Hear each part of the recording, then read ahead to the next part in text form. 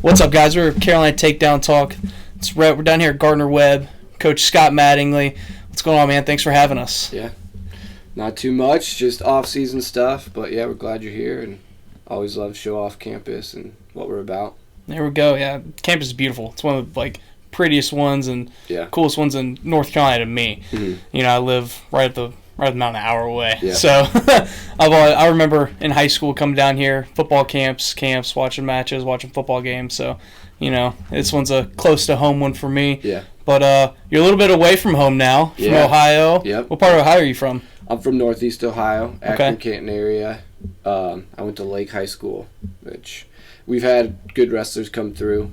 My dad's actually the high school coach there too. But yeah, North Carolina, it's the best. I mean, I love it. Yeah, I love it. You're not have to convince me too much. Yeah. I mean, I got married last weekend, and all Congrats. our family came down. Yeah, thank you.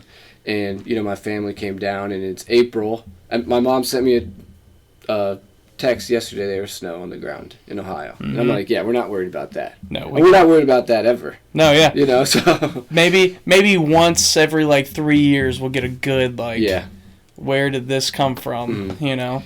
But so you went from Ohio to Central Michigan. That's right. Yeah. Wrestled at Central Michigan. Little back to high school just for a second, but you were a Fargo All-American. Mm-hmm. So we talked about this off air. Me and Ryan, one of the co-hosts that I have on the show. Freestyle and Greco. What's your opinion on it? I love wrestling, period. So it's just fun. I think it changes your perspective a little bit, and it kind of gives you something new that's not really that different. Yeah. And so, as far as for training for high school and stuff, I know we did it a lot when I was in high school. A lot of freestyle stuff, and it just gives you an opportunity to compete. And you're gonna wrestle. It takes the pressure off a little bit too. In those tournaments and stuff, but yeah, it teaches you different positions. You learn different skills that translate across all things. Greco is the same thing, like hand fighting. You don't understand how much goes into it until you actually wrestle it, and you get beat up a little bit by somebody who knows what they're doing. So there's definitely things to learn in that, and I would say I'm more of a freestyle guy, but I watch all the Team USA stuff. The Europeans have been going on Flow, watching all that stuff, and just trying to pick up on all those little things that those best guys in the world do. So, I'm about it. It's good. It's fun. Yeah. Yeah. I love it. Personally, for me, Greco. To me, if you can get good at Greco, and you can really learn it, I think that it just helps you in any other style. Yeah. If you can be successful in Greco, you learn how to hand fight. Especially folk style for high school kids. I wish that we could get more kids getting into it. Yeah. But back to you. So you wrestled for Central Michigan, and then went on to coach at Eastern Michigan, correct? That's right. So how'd you end up down here at Gardner Webb? Well, I was at Eastern, and I was a GA, and then I was a volunteer. So I was there for 4 years. My fourth year, I was a volunteer. And then after my fourth year, they ended up dropping our program. So that was part of the reason that kind of freed me up, I guess. And then, excuse me, Coach Elliott, we wrestled Gardner Webb that year in November, and came down and saw a beautiful Gardner Webb in November, which it was 70. We wrestled on the baseball field, and it was cool. It's cool, coming down and enjoying the sun. In Michigan, the sun feels like it doesn't come out, from late October until April. So it was cool coming down here with our guys. It was a fun trip. It was a long trip. And, wrestling on a baseball field anywhere is going to be cool. And, funny story, we only got through about half of the match. And then the sun went down and the mat got real slick. So then we had to, pause it and then go in the gym. Had the Burroughs and Chamizo kind of effect. No, it was exactly the same thing. And we had to move in. So that was kind of, you just remember that. But I was down here, and I enjoyed it. And I had talked to Daniel a little bit, just while we were down here. And then I think it was at, the Cleveland State Open. We were talking even more, just, coach stuff. I know who you are. Yeah, for sure. How you guys doing? And so then when I was looking for a job, and I was still into coaching, and I decided that's what I wanted to do. He got a hold of me and came down, and it was funny. It was during that Burroughs Chamizo, like he was like, we had just done the interview, or I was, talking about come down. He's like, hey, this looks familiar, right? Like they're slipping all over. He's like, what's going on? It's like, we know exactly what's going on. We've been there. Yeah. Yep, we have been there. Yeah. So, me and him, we hit it off, and, we talked about campus already. It's like, I always forget how nice it is because I'm here every day. But, yeah, we get kids on campus, and I came down, and I'm like, this place is nice. Right. Just the green space and, Boiling Springs in the middle. It's, it's kind of in the middle of nowhere, but it's like you just feel like you can breathe. And, you feel open to everything. Yeah. And the mountains are close. Yeah, exactly. I mean, you guys are, what, an hour and a half from Charlotte? That's right. Hour from Asheville. Less than an hour. Yeah, so hour from Asheville, hour to Charlotte. Yeah. So, that was one thing I like about this place is that it's a little bit smaller. Yeah. You're Division I, but kids can come in and know their professors. They can know their teachers. 100%. They're an hour away from Charlotte, hour away from Asheville. So, you can be here and get the things you need to get done. But if it's weekend off or something like that, you're still, you're around things, but you're not right in the bustle of it. You're not in the city. But, so Central Mission's a pretty big school. What, now as a coach, what's the differences, as an athlete, as a wrestler, from going to a school like Gardner Webb that's a little bit smaller? You still get the great experience of being a Division I athlete, wrestling the best guys in the country, but you also get the small town, that homey feel of Boiling Springs and Gardner Webb. At Central, I loved everything about Central, and it was a college town, so it wasn't a big city like the college was the town, kind of like Boiling Springs, but bigger. And so I loved everything about that. And coaching at Eastern, Central and Eastern were similar. Ypsilanti, where Eastern is a little bit more urban, I would say. Not quite. It's not a city, but it's more urban than Mount Pleasant is kind of in the middle of nowhere, too. Right. Central Michigan. Yeah. Right? And here I think it's easier to see how you connect to the whole university because it's not too big. At Eastern, it was like your world was almost smaller because everything else seemed like disconnected. Where now, as just being a coach, it's like I know who the president is and I see him on campus. Yeah. Like almost every day. If I'm out on campus, I'll see Dr. Downs and he's in charge. Like at Eastern or at Central, I never saw the president the whole time I was there. So you just feel a little bit more connected, which is good, and I don't know. I like it. I think being older, being more mature kind of helps that too because I'm not looking for new things. I know what I like and, quiet down and stuff like that. But you can definitely learn. I mean, there's a bunch of new things I've learned since I've been here.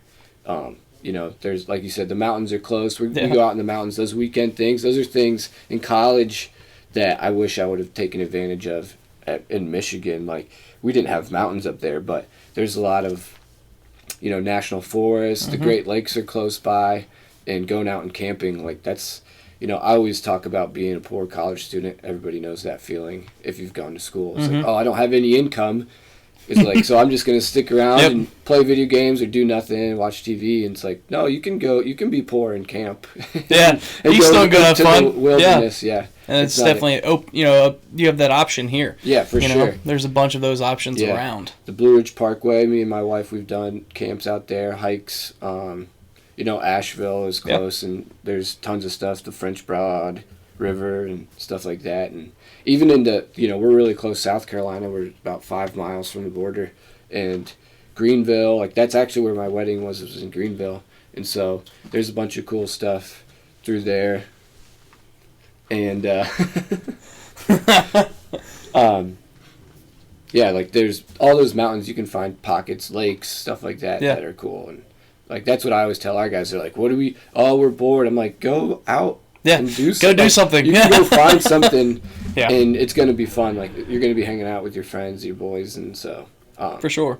We have a good group of guys. Like, our freshman class, like, they grew up like that. Our our freshman, Todd Carter, he's from like southern Georgia. Like he was hunting this morning. He took Aiden with him, one of our 25-pounder. And so he's all go, go, go. And Aiden's from Alaska, so like that's what he did too. So it's nice because they're going and finding things to do, and they're bringing guys with them and stuff like that. So it's good. I mean, and you can tell, you can tell from you guys' social media, like that it's a family in this program. Yeah, like you guys have really built a tradition here that you're not just coming and wrestling and you don't get to know the guys that you're around. Yeah. Some programs get the bad rap of you're going to come in and you're competing against everybody. Here it really seems like, well, when it's time to compete, it's time to compete. But other than that, we're a family. Yeah. I think that's a really cool tradition that you guys have built here. We talked about a little bit off air earlier. This COVID season's been insane. Yeah. What was it like this year as a coach, and then what's it been like in this off season? In the recruiting process and everything. COVID, what's it been like? Yeah. Well, I mean, it was disappointing last year just because, the Nationals tournament got canceled, which is just, you feel for all those guys that were going to have that opportunity, and it just, the whole world changed, and you were just like what is this? We were looking forward. We had a young group, and, we thought we had a good chance of having a good year, which we ended up having, but we were excited about training, and our guys had some momentum and stuff like that, which kind of the rug got pulled out. So that was what we were worried about most is, hey, our guys, make sure you're doing what you need to in class, make sure you stay excited, stay connected, because that's the big worry, is people being isolated, stuff like that. Yeah. Luckily for us, Gardner Webb, our guys were allowed to be on campus. Now we didn't have face-to-face classes in the spring, but you could kind of talk your way back onto campus and be like, it's easier, my internet doesn't work at home, so can I come live? And so they got to stay in the dorms, which was good for them because they still had that community. And then over the summer, we were able to do what we could with our guys. We had some of them back. So that was kind of, it was weird because as a coach, you're always trying to plan and prepare, and preparation is huge. And me and Coach Elliott about August stopped planning because they just went out the window. So, that had been hard and stuff like, because you want to be prepared and you just feel like, hey, we're just going to roll with it, which eventually you get used to. And it's funny though, because, you have to jump through, extra hoops and stuff. But when we were able to get into the room and train, it felt normal, which was nice. And I think that helped us a lot, helped me a ton. Just because, like, when we had wrestling practice, those 2 hours, like, I felt like a wrestling coach. Yep. And the world was back. Yeah. It felt normal. So, we were lucky that we were able to do that fairly early. Like, we started wrestling in September. I know some teams didn't start until second semester, even being able to train and stuff like that. So, we were lucky with that, and, that's a bonus of being Gardner Webb and being small, and, they didn't just react to just because they had to. It was like, hey, look, we got a small student population, smaller, and we think we can contain it. We're going to be able to monitor it. And, they helped. They worked with us. And our guys were all about it. They wanted to be here. And so that was easy. And then, the toughest part for us, that's been frustrating is the recruiting part for sure. We do hang our hat on getting late recruits, so like this time of year after the state tournaments, and I always joke. We always joke with me and Daniel. Is like whenever I get a hold of a kid, it's always like, hey, this is Coach Mattingly from Gardner Webb University. We're in North Carolina. Like people don't know who we are because we're a smaller school, and we recruit a lot of kids out of state, and so I'm like, Gardner Webb University in North Carolina, so if you know where we're at, and we're a Division I school. Yeah. So, people don't know that, and they don't have, like, a picture of us right away. And so it was hard because we want to get guys on campus. I mean, we've talked about campus already. And it's like, hey, if we can get guys here, they're going to see what we see, and they can see the possibilities of them coming here and, going to school and working hard and getting what they want. And we just haven't been able to do that. We did sign some early guys one from Florida, and he took the trip, and he had to pay for it himself. And we weren't allowed to talk to him when they were here. He had to tour himself, and we were calling him on the phone while he was here, and jumping through all those hoops and stuff like that. And it's just hard getting it done, figuring out a way. And it's like usually, when you have that feeling of the place you want to go to school, it's like, it's a physical thing of coming, seeing it, picturing yourself here, and we just haven't, we've been trying hard to put that picture in front of people, but unless you step foot here, it's a little bit hard to do. So that's hurt us, and I feel like Daniel does a great job of selling Gardner Webb. I mean, I always tell our guy, like, he is Gardner Webb wrestling to a T. He came here, never won state in North Carolina. North Carolina guy showed up and was awesome. Did really, really well for himself, and so he is Gardner Webb. So like, if we get in front of people and we're able to get in front of kids or get in front of coaches, parents, out on the road, stuff like that, like, he does a good job of selling, and not selling, but like explaining, explaining what Gardner Webb is, and I feel like that's one of our assets too. Is like, we're both fairly young. I mean, I'm young. Daniel's slowly moving out of the young phase, right? And you said it, not me. Yeah. So we'll leave it there. But we want to get out in front of kids and let them know who we are, because we don't have that name recognition of the university, and once you're here, you get what Gardner Webb is. But we're the face of, he's the face of Gardner Webb wrestling, and so we're going to be the guys that you're working with as far as recruiting. So it's been hard to, get that message across through a text or a call or a Zoom. And, and so many kids in high school especially, they have this mentality of state champ or bust. Mm-hmm. And they think like, oh, well, I didn't win a state title this year, so no college is going to want me. Mm-hmm. It's just, I think Elliot's one of the best examples of, you can, of course your goal should be to be a state champ. Right. If you're going to do it, do it to the best of your ability. Mm-hmm.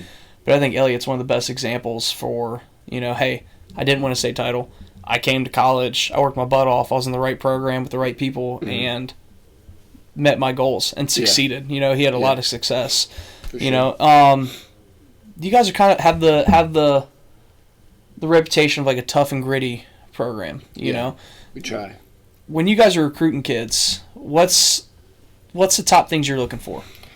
We're looking for a kid that maybe did underachieve a little bit, and somebody that's still hungry and wants to wrestle and enjoys wrestling, because, Daniel didn't have the success that he had by, snapping his fingers. It was time, it was work, and those are the kids that we want here, because, that's what we enjoy about our job is getting in the trenches with you guys and working, and, so we're looking for guys like that. And, we saw the room earlier. It's not bright and shiny, but it's a space that you can work. And great space, really. It is great space, yeah. So it's like we have the tools. They're just not pretty, Yeah. And so, you have to make that decision. And that's what, like, the big thing is that we try to get across to our guys is like, we're going to help us, but you're going to have to do it on your own. And it's going to come down to you. Yeah, it's going to come down to you owning your success and making those decisions and showing up and doing it when you don't want to. And the guys that have that drive and the guys that understand that, those are the guys that have had success for us. Good story here. Jaquan Anderson never won the state in Georgia, which, with 7 divisions you would think, oh, is he any good? But... And you can look at, Jaquan's a beast. Yeah. Monster. You can look at him absolute monster. Yeah, you can look at him and be like, okay, he's going to be a good wrestler, but he had a lot of things to learn, and he's learned a ton, and this is his second year. He won Most Improved Wrestler on our team, and he actually, in the fall, I forget when it was like early November, late October, he actually broke his jaw. So he broke his jaw was wired shut for 6 weeks. He couldn't wrestle for 8 weeks, and... So he's training, he's on the bike, running treadmill sprints, he's doing box jump burpees on his own, because our job is to get the guys that are healthy. We're working with Jaquan a little bit, but it's like, hey man, like, we're trying to keep him connected.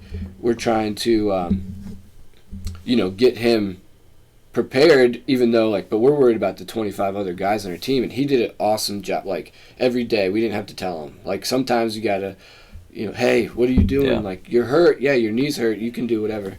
And luckily, he did a great job. So when his time came, he was ready to jump right back in. But yeah, he's one of those guys. He's put in the work, and Jaquan, if you ever meet him, like, always smiling. Yeah. Yes, yeah. If I ask him to do anything, he's gonna do it. Yeah. And those are the say jump, he says how high. Right. Yeah. And he's just a great. He's just awesome. We have no complaints with him. And so he's the type of guy that, like, we're looking to find those guys that maybe are overlooked or have a little chip on their shoulder and, want to prove themselves. And that's one thing, our recruiting pitch is like, hey, yeah, you are good enough to go to some of these bigger schools and stuff, but it might take you a little bit of time before you get a chance to be in the lineup, where you can come here and, you be can built around. Yeah, you can earn the spot as a freshman, and you're going to get 5 with COVID, 6 there you go. with COVID. Who knows? Who knows? We'll see. Super duper seniors going around over here.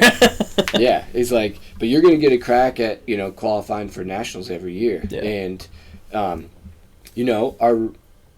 our conference, the way it's set up, like, we're getting tough. It's getting harder. Yeah, and I mean, I think it's shown this year. We got kind of gypped on the allocations, and Jaquan got an at-large bid. RJ got an at-large bid. I think at 65 there was 2, which is like the first time ever at-large bids, because it was like you have to win it or not. And I think being in the lineup just gives you that a little different feel, and it gives you that focus. And yeah, as a coach, our job, obviously we're trying to develop everybody and spend time with all the guys, but our job is to the starters, especially once it gets to like January or February. We're focused on those 10 guys heading into the conference tournament. So it's just a different feel. And I think Gardner Webb, like, we're the school that you can come and you're going to get that type of attention. You could get it right away. Right. Awesome. Well, thanks, man. We really appreciate you taking the time and talking to us. Yeah, man. Good luck next season. Thank you.